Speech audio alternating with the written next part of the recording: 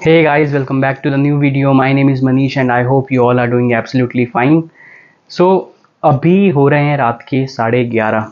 तो आप लोग सोच रहे हैं मैं रात के 11:30 क्यों आपको बता रहा हूँ, क्योंकि अभी जस्ट मैंने अपने ऑफिस का लैपटॉप बंद किया, डिनर पहले कर लिया था और आज मैंने सोच रखा था कि आप लोगों के लिए वीडियोस बनानी ही बनानी है।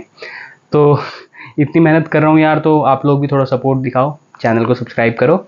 और आज की वीडियो किस बारे में होने वाली है वो मैं आपको बताता हूँ। पिछली दो वीडियोस जो हैं वो मैं टीसीएस ऑन साइट के बारे में बता रहा हूँ।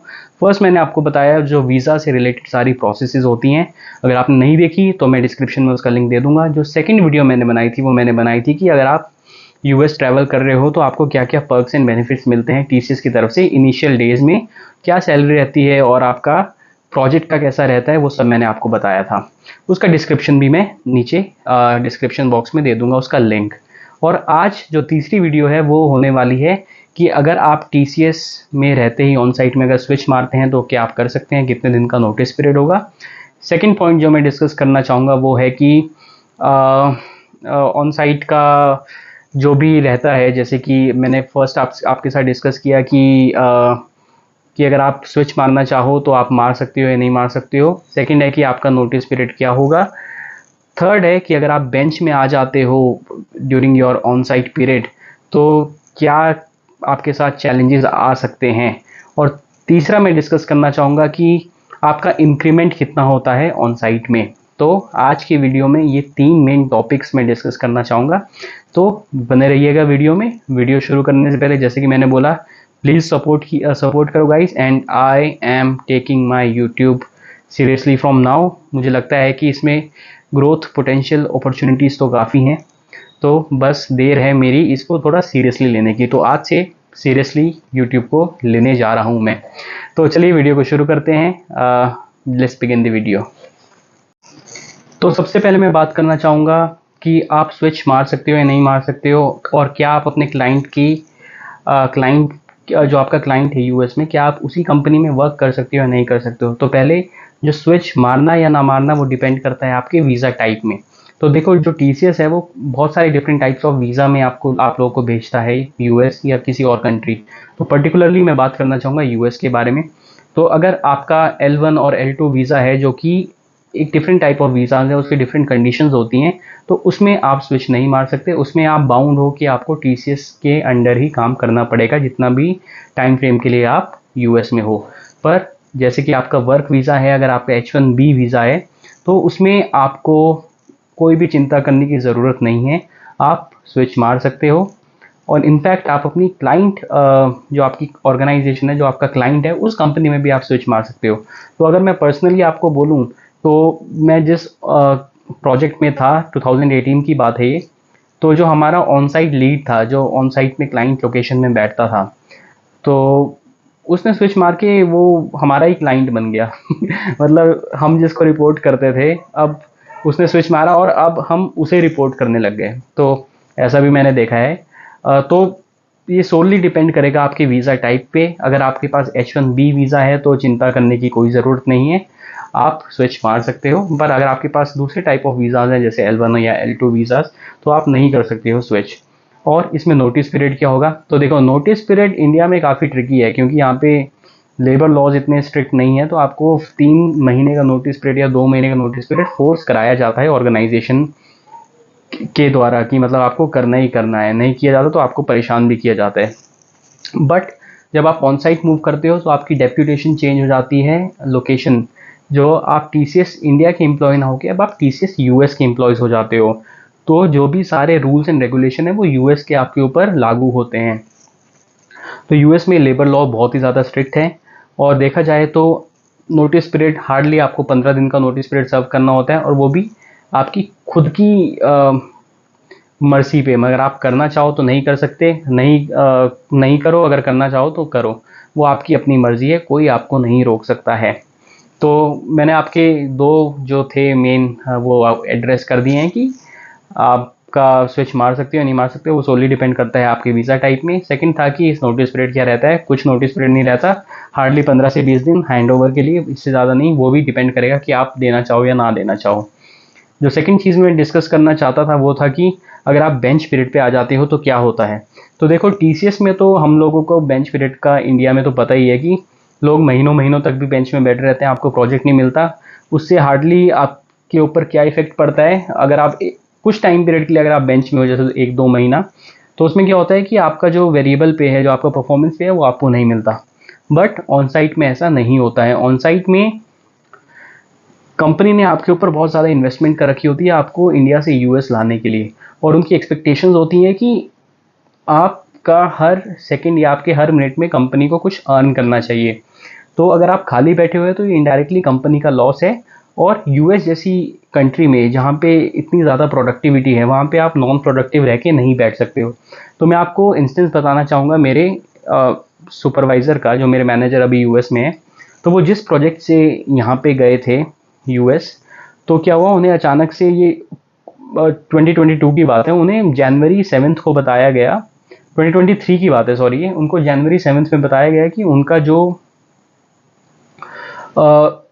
ऑर्गेनाइजेशन में जो उनका रोल है वो यूएस में वो कट डाउन हो रहा है, तो उनको वापस इंडिया जाना पड़ेगा। तो उन्होंने बोला देखो तुम्हारा 31 जनवरी तुम्हारा लास्ट वर्किंग डे है, और इस बीच अगर तुम्हें प्रोजेक्ट कॉल्स आई तो आई, नहीं आई तो तुम्हें 31 की शाम की टिकट बुक करा के हम पहले ही बता देंगे और तुम्हें इंडिया जाना पड़ेगा। तो उन्होंने क्या कहा, उन्होंने कहा यार कॉल्स तो आएंगी ही आएंगी, ठीक है, बट आपको लोगों को जो मैनेजरियल मेंटालिटी है इंडियन ऑर्गेनाइजेशंस की, वो आपको पता है, वो आपको कभी भी खुश या आगे बढ़ते हुए नहीं देखना चाहते हैं। अगर मोस्टली तो ऐसा ही होता है। तो उन्होंने क्या किया, उन्होंने उनकी जो प्रोफाइल है वही फॉरवर्ड नहीं की यूएस की आरएमजीज को, तो उनका उन्होंने फॉरवर्ड कर दी इंडिया के आरएमजीज को। तो जब 10-15 दिन उनके बचे थे, तो उन्होंने यार उनको चिंता हुई, जो मेरे सुपरवाइजर थे, उन्होंने बोला यार कोई इंटरव्यू कॉल ही नहीं आ रही।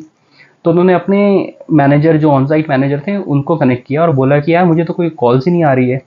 तो उन्होंने बोला देखो यहाँ पे तो कुछ ओपनिंग्स नहीं है due to recession and all, तो तुम एक काम करो, तुम दोबारा इंडिया जाओ, कोई ऐसा प्रोजेक्ट ढूंढो इसी डोमेन में, जैसे डिफरेंट वर्टिकल्स होते हैं ना, बीएफएसआई, टेक बीयू, यूटिलिटीज़, तो वो था टेक बीयू था उनका। तो बोला कि टेक बीयू में कोई प्रोजेक्ट ढूंढो जहाँ पे यूएस की ऑन साइट हो, और फिर तुम दोबारा यहाँ पे यूएस में आओ, ठीक है। तो उन्होंने बोला यार मैं दोबारा इंडिया जाऊँ, दोबारा उस विशियस सर्कल से गुजरूँ कि मैं प्रोजेक्ट ढूंढूँ, हो ना हो क्या पता लगता है। तो इसके पीछे उनकी इंटेंशन क्या थी कि जो उनके वीज़ा का पैसा है वो एक पर्टिकुलर प्रोजेक्ट ने अपनी अपनी कैश किटी से दिया है। तो उनकी ये मेंटालिटी थी कि ये हमारे प्रोजेक्ट से आया, तो हम इसे कैसे दूसरे डोमेन या दूसरे प्रोजेक्ट में दे रहे हैं, वापस इंडिया जाए और वापस इसी टेक बीयू जो डोमेन है उसी से ही ये ऑन साइट आए। तो उसमें इसमें मेरे सुपरवाइज़र ने एक अच्छी बात की, उन्होंने क्या किया, अपने मैनेजर को ही बाईपास कर दिया। उन्होंने अल्टीमेटिक्स में जो यूएस नॉर्थ यूएस वेस्ट का जो आरएमजी था, उन्होंने उससे कांटेक्ट किया और बोला कि ऐसे ऐसी मेरी सिचुएशन है, और मैं इतनी जल्दी इंडिया वापस नहीं जाना चाहता, तो आप प्लीज़ मेरे लिए कोई प्रोजेक्ट ढूंढो। और प्लस अल्टीमेटिक्स में जो ऑन साइट अपॉर्चुनिटीज़ रहती हैं ऑल ओवर यूएस, उसके भी काफ़ी प्रोजेक्ट्स लिस्टेड होते हैं, तो वो अपनी तरफ से भी सर्च कर रहे थे कि कौन कौन से प्रोजेक्ट्स हैं। तो वन फाइन डे उनको एक प्रोजेक्ट मिला, उन्होंने प्रोजेक्ट और जॉब आईडी उनको दी, और उनका इंटरव्यू हुआ और वो सेलेक्ट हो गए। तो ये अच्छी बात हुई। तो बेंच बिल्कुल भी अलाउड नहीं रहता टीसीएस में अगर आप ऑन साइट में हो तो। और अगर आपको अपनी ऑन साइट की पोजीशन बरकरार रखनी है तो कोशिश करिएगा कि आप ऐसे प्रोजेक्ट में जाओ जहाँ पे आपका जो रोल है वो रैम्प डाउन ना हो। अगर हो भी गया तो आप कोई एक बैकअप ज़रूर रखिएगा अपने साथ। तो ये था सेकंड क्वेश्चन। फर्स्ट मैंने आपको बताया कि नोटिस पीरियड और जॉब स्विच, सेकंड था कि बेंच पीरियड क्या रहता है, थर्ड है कि सैलरी इंक्रीमेंट। तो देखो काफ़ी लोगों की ये मिसकंसेप्शन रहता है कि आप यूएस में तो रहते हो तो आपको ऑन साइट की सैलरी मिलती है और आपको इंडिया की सैलरी भी मिलती है। ये पार्शियली ट्रू है और पार्शियली फॉल्स है। तो पार्शियली फॉल्स कैसे है वो मैं आपको बताता हूँ। देखो अगर आप यूएस चले गए तो आपका इंडिया से लेना देना ही कुछ नहीं है, आपकी इंडिया की salary technically null and void हो जाती है। जो आपकी इंडिया की सैलरी का कंपोनेंट होता है, जो भी आपकी सैलरी है, वो आपकी यूएस की जो ऑन साइट की सैलरी है उसमें मर्ज किया जाता है। तो जो आपका पूरा पैकेज हुआ ऑन साइट सैलरी का, सोचो आपका $8,000 है, जिसमें से आपकी $1,500 आपकी इंडिया की सैलरी है, तो एनुअल। तो $1,500 और $8,000, मतलब $8,000 ही रहेगी आपकी सैलरी, उसमें $1,500 इंडिया कंपोनेंट होगा। तो वो उसी में ही मर्ज कर देते हैं वो लोग। ऐसे कुछ नहीं है कि आपको कुछ इंडिया की सैलरी एक्स्ट्रा मिलती है, क्या मिलती है, आपका एक ही बैंक अकाउंट होता है जो मैंने आपको प्रीवियस में बताया था, जो आपको खोलना है यूएस में जाके, और आप अल्टीमेटिक्स में उसी बैंक अकाउंट का नंबर देते हो और उसी में ही सैलरी आती है। अगर बैंक अकाउंट ही वही है तो इंडिया की सैलरी क्या होगी? वो तो एक मर्ज हो गई ना यूएस में ही।